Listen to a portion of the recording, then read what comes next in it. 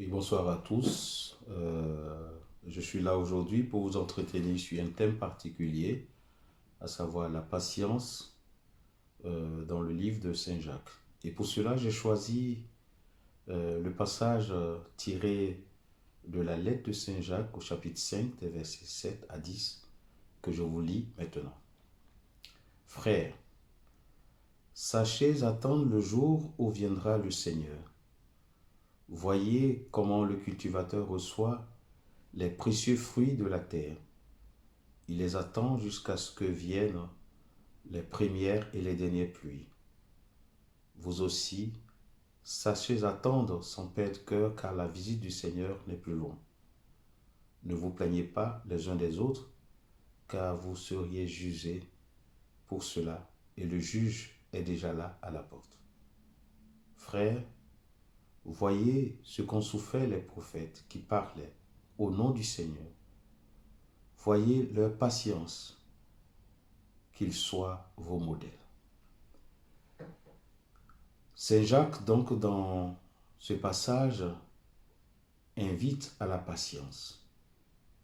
Il s'agit cependant d'une patience particulière, car elle nous engage en tant que chrétiens, par nos actes et par nos œuvres. Après donc le chapitre 4, où nous voyons Saint Jacques s'insurger avec, je dirais, une violente diatribe contre les hommes d'affaires et les riches de ce monde, il va consacrer la dernière partie de son épître à une série d'exhortations adressées à une communauté chrétienne, mais qui s'adresse aussi à nous aujourd'hui, en ce temps de l'Avent où nous nous préparons à accueillir le Sauveur. Et donc, Saint Jacques envisage dans ce passage différentes situations de vie que nous, les croyants, nous pouvons traverser. Et ces situations peuvent être décrites par des moments de joie, des moments de tristesse, des moments de maladie, de solitude, qui parfois jalonnent nos vies et qui nous éloignent de l'essentiel. Ainsi donc, deux principaux motifs vont structurer le propos de Saint Jacques. Il s'agit dans un premier temps d'une invitation à la patience et enfin, pour remédier à toutes ces situations difficiles que nous pouvons traverser dans nos vies en tant que chrétiens, il nous propose la prière. Et pour cela, Saint Jacques va illustrer ses propos par l'exemple de deux personnages bibliques. Il parlera bien souvent de Job, mais aussi il fera allusion à Élie et bien d'autres encore. Et enfin, pour mieux illustrer donc son enseignement, Saint Jacques va utiliser l'image du cultivateur, la patience du cultivateur. Alors, toutes ces perspectives que Saint Jacques nous enseigne dans ce passage, c'est bien en vue de la parousie, de la venue du Seigneur, car lui-même le dit, « Frères, sachez attendre le jour où viendra le Seigneur. » Et il fera donc une comparaison entre la venue du Seigneur et comment le cultivateur reçoit les précieux fruits de la terre, car pour lui, le cultivateur les attend jusqu'à ce que viennent les premières et les dernières pluies. Voici donc posé, je pourrais dire, les bases de son enseignement. Et donc, pour Jacques, la perspective du paysan est prise d'abord en exemple. Et cela s'inscrit dans la durée, car pour lui, en parlant en disant qu'il viendra des temps pour la pluie et des temps pour les premières récoltes, Saint Jacques veut nous inviter à savoir nous aussi être patients, même devant les difficultés que nous traversons. En effet, ce que nous pouvons remarquer, c'est que la durée est présentée comme essentielle pour laisser le temps de la maturation. Parce que parfois, nous voulons que les choses arrivent vite. Nous voulons que nos situations changent vite. Nous voulons résoudre nos problèmes rapidement. Eh bien, si Saint Jacques nous invite à la patience, il s'agit cependant d'une patience particulière et quelque peu paradoxale, puisque l'objet en est, selon lui, la venue du Seigneur. Donc, savoir être patient pour attendre la venue du Seigneur, qui lui-même viendra rétablir toutes choses.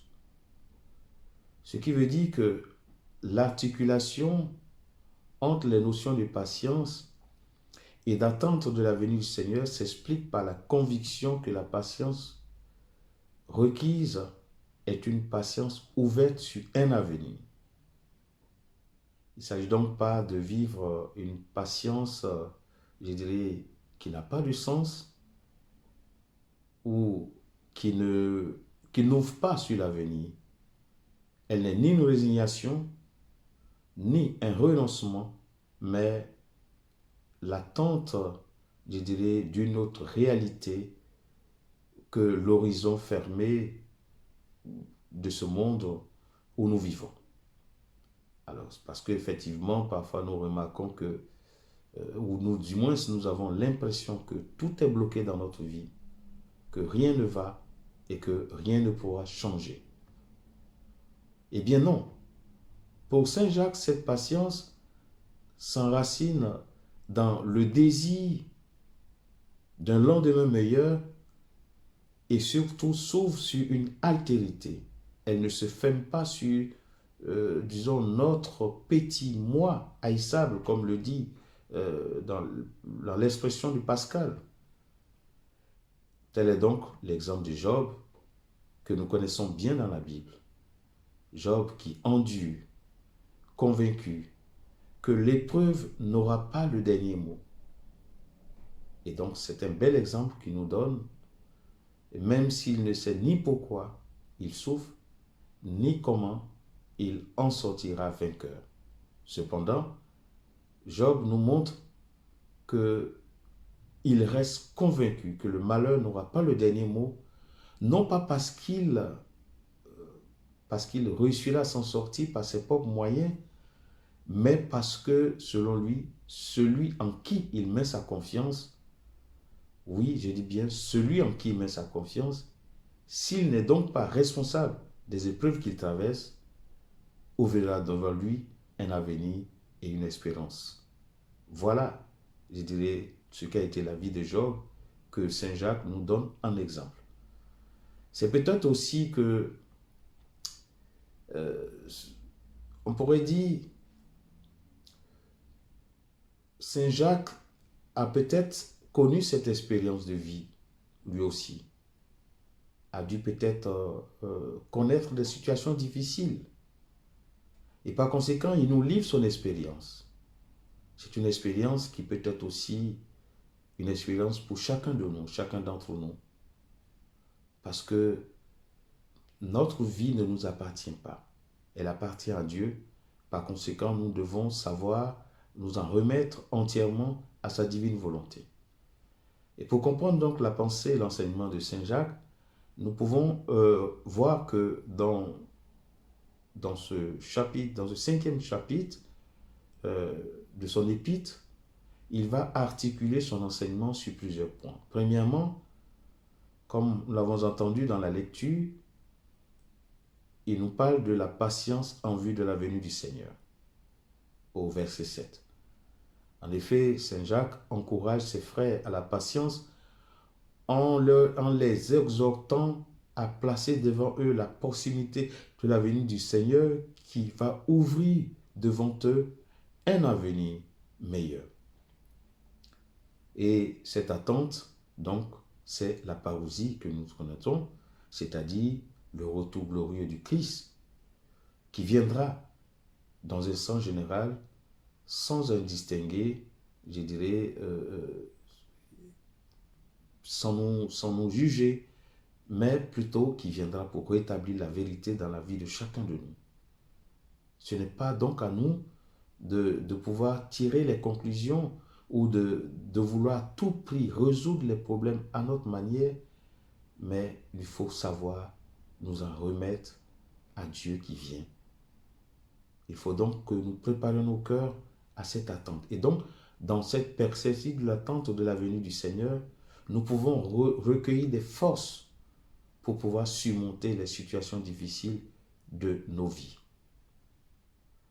Donc, dans l'attente du retour de Jésus, en tant que chrétiens, nous devons vivre dans notre monde d'aujourd'hui, non pas dans une sorte de résignation à la souffrance, non.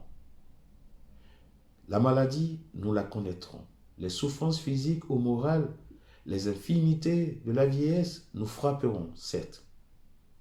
Mais n'oublions pas que nous serons consolés par le Seigneur qui est plein de compassion et de miséricorde. Et dans toutes nos circonstances de nos vies, nous pouvons donc nous en remettre totalement à la divine providence en priant, je dirais, avec confiance dans la foi. Et l'un des aspects que Saint Jacques va soulever encore, c'est que en faisant une comparaison de cette patience à la manière du cultivateur qui attend jusqu'à ce que viennent les premières et les dernières pluies, Saint Jacques nous enseigne sur l'attente d'un fruit précieux. En effet, l'attente de la venue du Seigneur maintient en nous la patience en tant que croyants. Alors, Saint Paul dira à peu près la même chose lorsqu'il dira que, je cite, « Votre patience d'espérance de notre Seigneur Jésus-Christ doit vous aider à demeurer fort, car, dit-il, que le Seigneur incline vos cœurs à la patience du Christ. » Et donc, c'est en imitant le Christ, sa patience, sa douceur, sa bienveillance, que nous aussi nous pourrons tenir devant les situations difficiles, car il y a toujours un lendemain meilleur pour celui qui met sa foi en le Seigneur, en Dieu. En tant que chrétiens, nous connaissons aussi souvent des situations d'injustice, l'oppression, les persécutions, qui peuvent être parfois difficiles. Mais en regardant la manière dont le cultivateur sème et attend la pluie, cette pluie dont il n'est pas, je dirais, le propriétaire, nous aussi, nous comprenons que nous pouvons tenir devant les situations de nos vies et attendre parfois des jours meilleurs. Eh bien, cette attente ne doit pas se faire aussi, je dirais, d'une certaine manière, sans avoir des changements dans notre attitude, dans notre façon de vivre. C'est en cela que Saint Jacques va soulever la question de ne pas murmurer contre nos frères. Donc, cette patience et cette attente doit affermir nos cœurs sans murmurer. C'est-à-dire quoi? Alors, en vue donc des fruits que nous pouvons récolter par notre patience, je dirais, d'espérance, lors de la venue du Seigneur, le chrétien doit donc affermir son cœur et cette attente fidèle gardera donc son âme dans la séparation du monde et de ses plaisirs, car elle nous élèvera au-dessus de toutes les souffrances et de l'opprobre que nous pouvons connaître. Ainsi donc, les murmures manifestent l'impatience, le mécontentement envers Dieu qui tient toutes choses entre ses mains. Et cela pourrait donc être contraire à notre vie de prière. On ne peut pas en même temps espérer la venue du Seigneur et vouloir nous-mêmes nous rendre justice en murmurant, en pensant du mal des autres, peut-être qu'ils nous ont fait du mal, qu'ils nous ont fait des choses difficiles. Eh bien, si nous nous tenions plus constamment devant Dieu, nous ne serions pas portés à nous plaindre de nos frères, mais nous saurions nous pardonner l'un à l'autre comme le Christ nous a pardonné. Et pour cela, Saint Jacques va nous donner des exemples.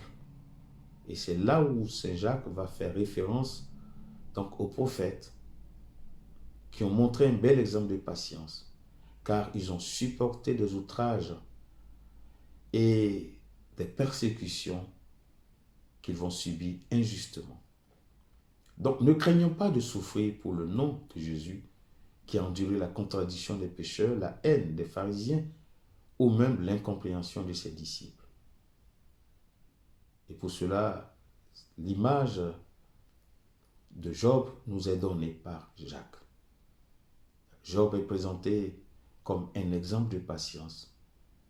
Pourtant, en lisant son livre, nous constatons beaucoup de manifestations de patience. Oui, parfois, il a été impatient car il voulait que tout s'arrête. Eh bien, il faut dire que même autour de lui, ses amis ont voulu le détourner de l'essentiel, de sa foi en Dieu. Ils ont voulu le mettre à dos, celui-là même en qui il mettait sa foi. Eh bien, à l'issue de son épreuve, Job a pu discerner la volonté de Dieu, même dans sa souffrance, et de comprendre que Dieu est miséricordieux, car Dieu l'a rétabli dans tout ce qu'il avait perdu.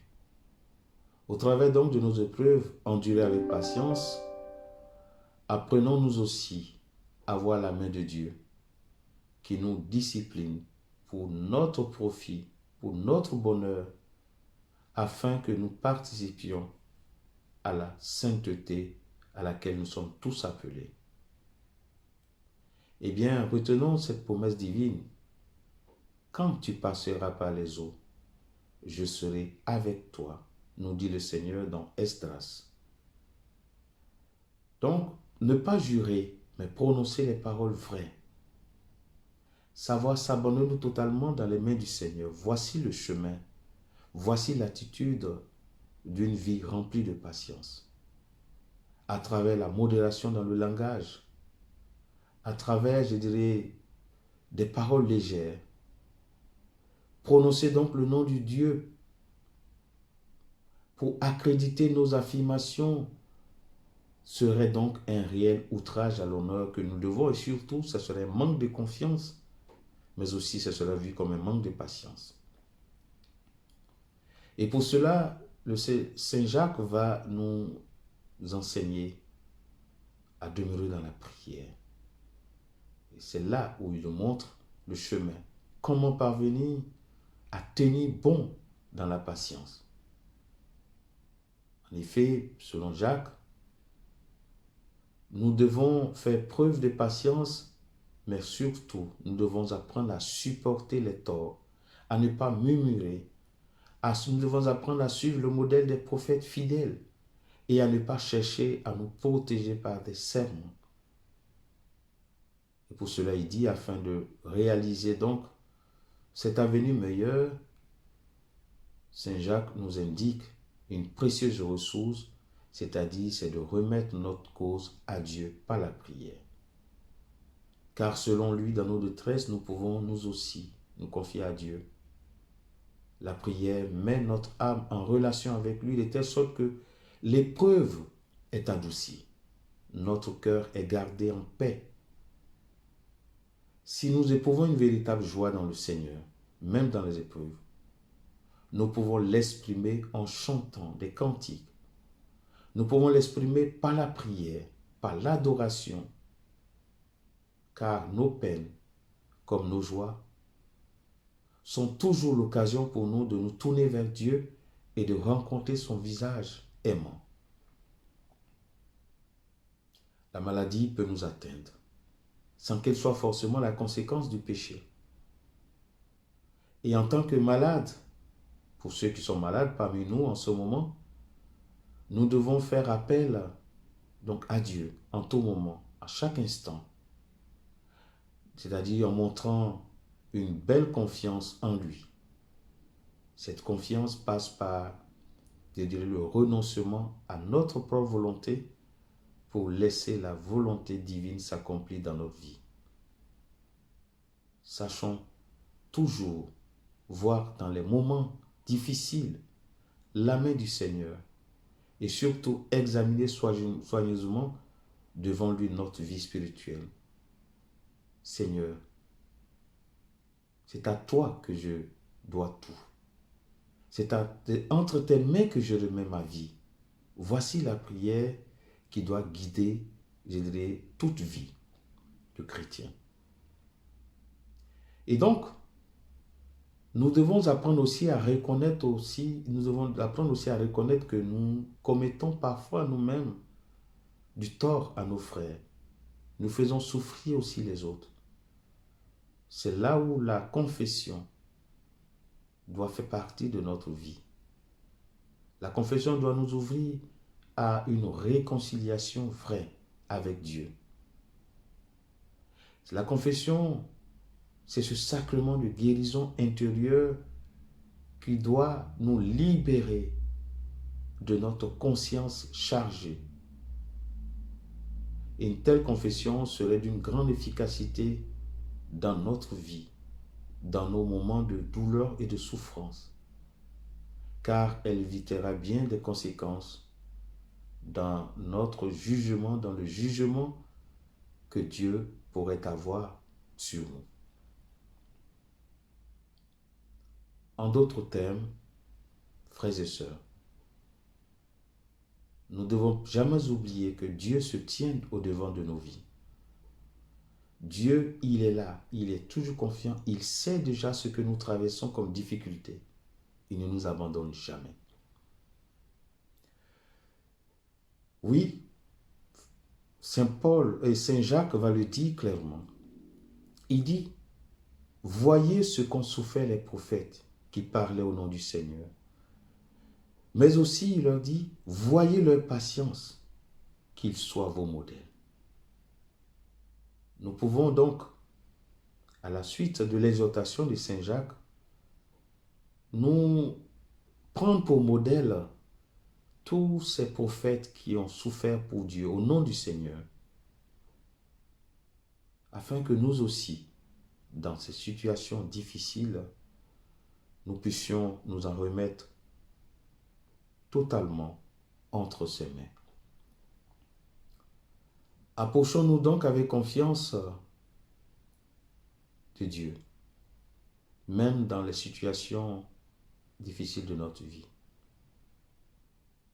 Voici ce que nous pouvons retenir de cette lettre, de ce passage de la lettre de Saint Jacques. Car le but de sa lettre ressort clairement dans le contenu, c'est-à-dire nous emmener à pouvoir, je dirais, être vainqueurs des situations difficiles de notre vie. Pour cela, il nous encourage. Il nous encourage à tenir ferme dans l'épreuve et la persécution. Il nous enseigne sur le sens de la souffrance. Comprenons donc que nos œuvres doivent toujours confirmer la qualité de notre foi dont nous faisons profession tous les jours, en laissant l'Esprit de Dieu affermir nos cœurs, en priant le Seigneur avec persévérance et surtout en sachant nous mettre dans la disposition d'une attente, je dirais, patiente. Ce temps de l'Avent qui nous est donné, chers frères et sœurs, nous invite à l'ouverture à Dieu et aux autres dans une vie qui espère et qui construit. Puissions-nous, à la suite donc de ces belles paroles de Saint Jacques, prendre ce temps de l'Avent pour examiner notre cœur et surtout prendre la ferme décision de l'ouvrir pleinement à la foi, à une foi patiente, à une foi d'amour qui espère en la miséricorde de Dieu. Que Dieu vous bénisse.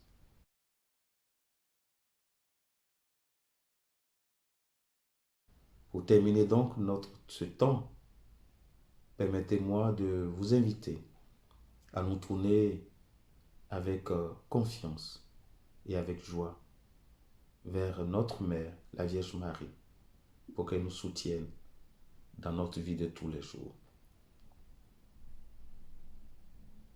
Notre Père, qui es aux cieux, que ton nom soit sanctifié, que ton règne vienne, que ta volonté soit faite sur la terre comme au ciel. Donne-nous aujourd'hui notre pain de ce jour. Pardonne nos offenses, comme nous pardonnons aussi à ceux qui nous ont offensés. Et ne nous laisse pas entrer en tentation, mais délivre-nous du mal. Je vous salue Marie, pleine de grâce, le Seigneur est avec vous. Vous êtes bénie entre toutes les femmes, et Jésus, le fruit de vos entrailles, est béni. Sainte Marie, Mère de Dieu, priez pour nous pauvres pécheurs, maintenant et à l'heure de notre mort. Amen. Je vous salue Marie, pleine de grâce, le Seigneur est avec vous. Vous êtes bénie entre toutes les femmes, et Jésus, le fruit de vos entrailles, est béni. Sainte Marie, Mère de Dieu, priez pour nous pauvres pécheurs, maintenant et à l'heure de notre mort. Amen. Je vous salue Marie, pleine de grâce, le Seigneur est avec vous. Vous êtes bénie entre toutes les femmes, et Jésus, le fruit de vos entrailles, est béni. Sainte Marie, Mère de Dieu, priez pour nous pauvres pécheurs, maintenant et à l'heure de notre mort. Amen. Je vous salue Marie, pleine de grâce, le Seigneur est avec vous. Vous êtes bénie entre toutes les femmes, et Jésus, le fruit de vos entrailles, est béni.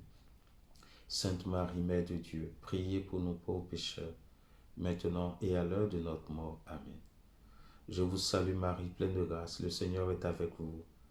Vous êtes bénie entre toutes les femmes, et Jésus, le fruit de vos entrailles, est béni. Sainte Marie, Mère de Dieu, priez pour nous pauvres pécheurs, maintenant et à l'heure de notre mort. Amen.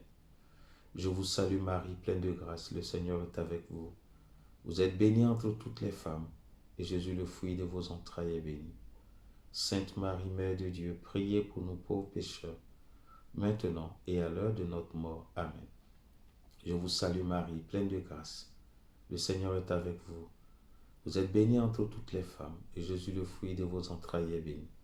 Sainte Marie, Mère de Dieu, priez pour nous pauvres pécheurs, maintenant et à l'heure de notre mort. Amen. Je vous salue Marie, pleine de grâce, le Seigneur est avec vous. Vous êtes bénie entre toutes les femmes, et Jésus, le fruit de vos entrailles, est béni.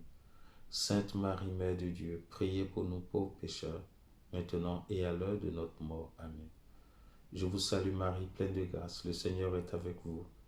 Vous êtes bénie entre toutes les femmes, et Jésus, le fruit de vos entrailles, est béni. Sainte Marie, Mère de Dieu, priez pour nous pauvres pécheurs, maintenant et à l'heure de notre mort. Amen. Je vous salue Marie, pleine de grâce, le Seigneur est avec vous. Vous êtes bénie entre toutes les femmes, et Jésus, le fruit de vos entrailles, est béni. Sainte Marie, Mère de Dieu, priez pour nous pauvres pécheurs, maintenant et à l'heure de notre mort. Amen. Que la gloire soit rendue au Père, au Fils et au Saint-Esprit, comme il était au commencement, maintenant et toujours, dans les siècles des siècles. Amen. Que Dieu Tout-Puissant vous bénisse, au nom du Père et du Fils et du Saint-Esprit. Amen. Bonne soirée à tous.